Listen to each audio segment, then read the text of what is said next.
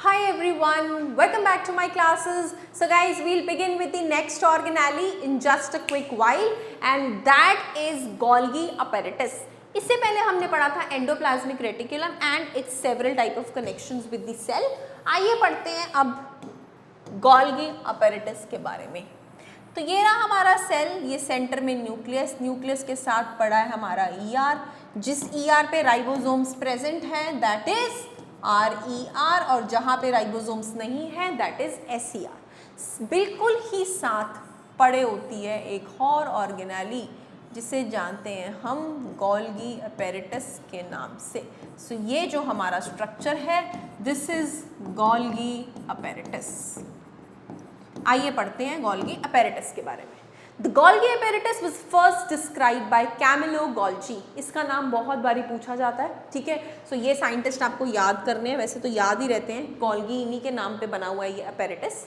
It consists of system of membrane bound vesicles. देखिए वही चीज़, membrane bound vesicles या फिर इन्हें बोल रहे हैं flattened sacs, flat sacs, ठीक है. We call it, they are arranged approximately parallel to each other. Parallel arranged है stacks में और we call them इसीलिए as cisterns. So ये एक एक क्या है cistern, 1 cistern, 2 cistern, 3 cistern, 4 cistern. तो ये सब stacks में parallelly arranged है और सारे membrane bound हैं. I draw the membrane around them. All these are membrane bound. ऐसे सबकी अपनी एक इंडिविजुअल मेम्ब्रेन है like this.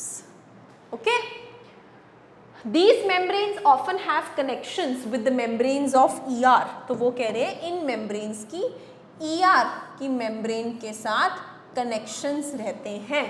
Okay, and therefore constitute another portion of complex cellular membrane system. So that means ये हमारा Golgi, ये हमारा ER और ये हमारा न्यूक्लियस, ये सब साथ में एक दूसरे से एसोसिएटेड होते हैं. ये ER भी यहाँ न्यूक्लियस के साथ खुल रहा होता है in one of the nuclear pores.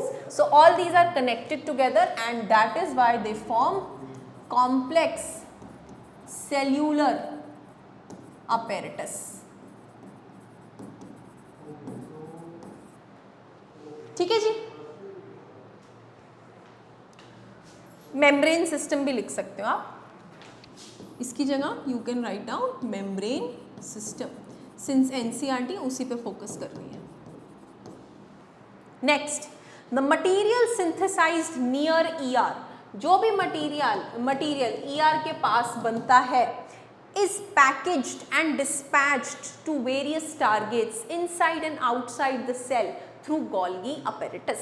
अब याद कीजिए कि जो मटेरियल ER के अंदर बन रहा था उसका तो खुद का ट्रांसपोर्टिंग चैनल था, लेकिन जो ER के सराउंडिंग में मटेरियल बन रहा है वो अक्रॉस एवरीवेयर किसके थ्रू डिस्ट्रीब्यूट होता है? Through Golgi apparatus. Okay, it's functions includes storage. इसमें क्या क्या फंक्शन होता है? पहले चीज़ को कलेक्ट करके स्टोर करना, फिर उसको मॉडिफाई करना, मॉडिफिकेशन एंड मॉडिफिकेशन के बाद पैकेजिंग करना. Okay, so modification, packaging and storage, modification and packaging of products. कहाँ होती हैं ये तीनों चीजें? All these 3 things are done in round bags called as vesicles. तो ये जो हमारे मेम्ब्रेन बाउंड सैक्स थे इन्हीं में सब चीजें पैक होती हैं. इन सम केसेस, कुछ केसेस में complex sugars like simple sugar को जोड़ के may be made from simple sugar in Golgi apparatus. तो इस गोल्गी अपैरेटस के अंदर कुछ क्या बनती हैं? कुछ बनती हैं complex sugars. Complex sugars are formed. Okay, The Golgi apparatus is also involved in the formation of lysosomes. एक और ऑर्गेनेली हमारे सेल में एग्जिस्ट कर रही है जिसको Golgi apparatus ही बनाता है and we call it as lysosome. So ये दो चीज़ें Golgi apparatus बना रहा है, that is complex sugar and lysosomes. Function वो कर रहा है storage, modification and packaging of materials inside vesicles, and फिर हो रही है उसकी पूरे सेल के अक्रॉस ट्रांसपोर्टेशन। ठीक है जी, that's all about Golgi apparatus, and ये कैमिलो गोल्गी की हिस्ट्री है, आप खुद भी पढ़ सकते हो, is just mentioned about the scientist. Okay, that's all about Golgi apparatus. Any details, kindly DM me. Thank you.